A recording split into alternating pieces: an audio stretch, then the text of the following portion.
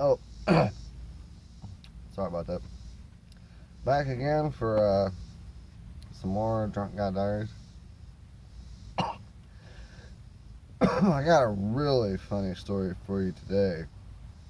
Uh, One of my friends said I should throw in more funny stories instead of the true near death experience stories. So I got one for you today. Um, I was probably around 10, somewhere around there. Anyways, uh, we was going to pick up my dog from the veterinary office. Veterinarian, whatever. Um, and we was driving. It was pretty cold outside, but we was driving a 74 Jeep CJ5. And we go pick up the dog. He's a Staffordshire Terrier, pretty big dog. Um, Lovable unless he's around another dog. But anyways, after we picked him up, we went to go see. It was me and my dad picked him up. We went to go see my mom at her work. Well, it was her lunch break, so I'm sitting in the Jeep with the dog, Ralph, and my parents are at my mom's car right beside us. Well, my dog starts going nuts, and I can tell he really wants out of this Jeep. Like, he wants out of this Jeep bad. And I didn't know why. I was a little kid. So I'm yelling at Dad, like, hey, Ralph wants out, Ralph wants out. And he's like, I can't let him out here, I can't let him out here, blah, blah, blah. So then, probably 5, 10 more minutes goes by. He calmed down, laid down in the back seat. And Dad gets in the Jeep, and we go to pull out. As soon as we go to pull out, he starts freaking out again, like freaking out. Like sticking his head up in between the seats and back and forth, back and forth. Now my dad's Jeep. If you've ever been in the back of an old Jeep, you know how they got the big fender wells. If you're sitting in the back seat, you got a fender well on each side of you. Well, he had these huge speakers that had those metal grills with all the little tiny holes all in it.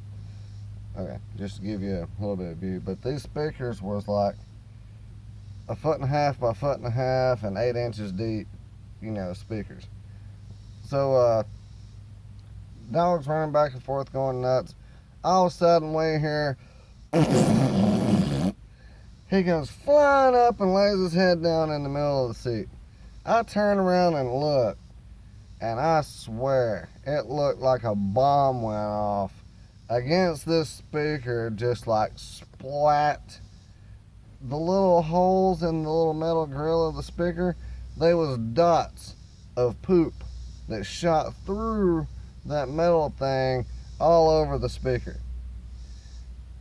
I'm like trying not to laugh, that my dog just crapped all over my dad's. I think that was almost brand new speakers.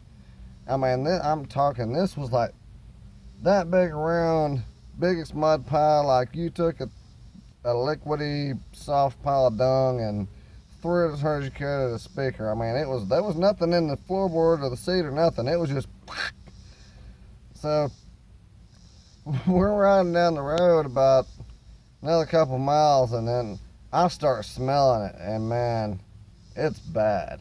I mean, he'd been in the he'd been at the veterinarian's office for 2 or 3 days, I think, and I don't think he ever used the bathroom there. He was holding it, waiting to be out of there. So then I'm over there like shaking my head how bad it smells. So then our dog Ralph is like, I'm in the passenger seat, Dad's in the driver's seat. He sticks his head around behind me and throws up in the seat I'm sitting in. So then I had to move up, and I'm like sitting on the edge of the seat. This is way back before seatbelt laws. I'm like sitting on the edge of the seat, looking at this massive pile of puke, smelling that nasty turd, which the puke didn't smell a whole lot better. And the dog then, he's just like, happy-go-lucky, he done emptied his whole bowels and stomach. He was good to go. But man, that smell, and like I said, it was cold outside, so we had the windows up, everything, and the heat on. It was just